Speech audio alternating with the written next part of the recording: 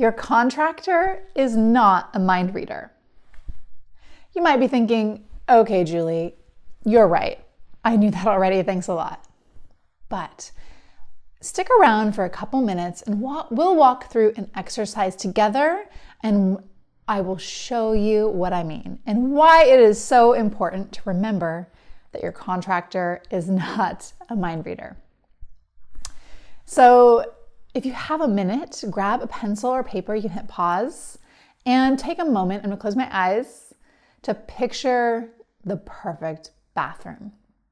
And this is an ensuite bathroom. So it's attached to the primary bedroom in your home. If you don't have one of these, that's okay. Imagine what it would look like if you could build one, and we'll go from there. Okay. So I am picturing the ensuite bathroom. Take a moment to step inside the bathroom. Look down at your feet. What do you see? What does the floor look and feel like? Look at the bathroom vanity. Look and see what the vanity looks and feels like. Look at the mirrors and the light fixtures. Reach for the faucets and imagine what it feels like to touch and turn on the water. Then turn around and look at the shower and the bathtub. Look at where the toilet is. I think we have everything we need in our bathroom. So we have an ensuite primary bathroom. I have a visual in my mind about what it looks like. So take a moment before I tell you what my visual is, and I'd love it if you would just create a little sketch. So pull out the piece of paper or a notebook and just do a sketch of the layout. Take a moment to imagine how big the room is. How does it feel when you walk into it? What are the materials around you? What color are things? Where are the lights? How do you turn on the lights?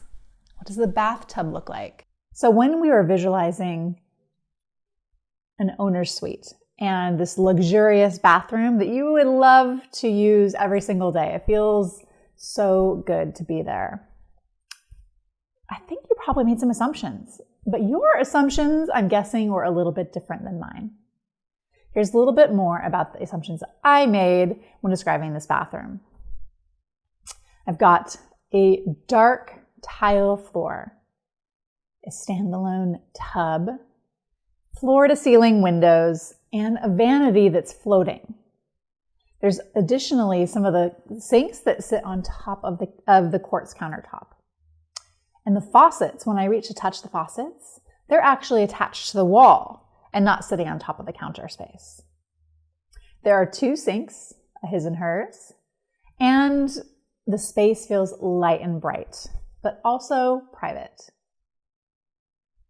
So here's the picture that I was working from in this example. And is it the same for you?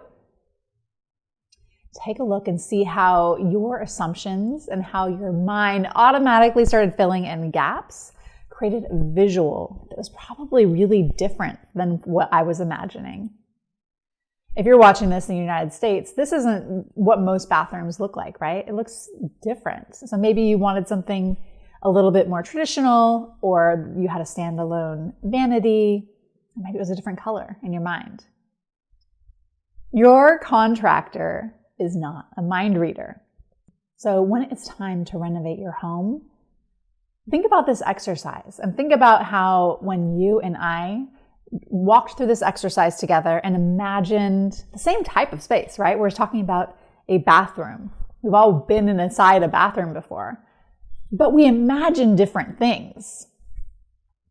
Well, now that I've shown you a picture, the image that I brought to my mind is really clear, right?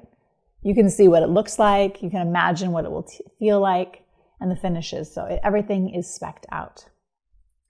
So when you are talking to your contractor, make sure that you have really specific designs. that your materials have been selected and you have illustrations and visuals that can convey what you want the space to look and feel like. Your contractor's not a mind reader. I'm not a mind reader either.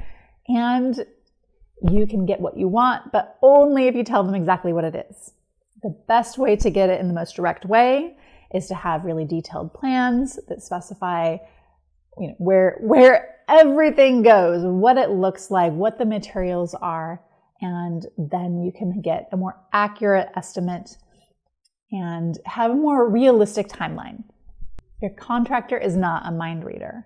And I think through this exercise, you can see that when we're talking about the same space and having a few of the same guidelines, our visuals and assumptions that we made might have been very different.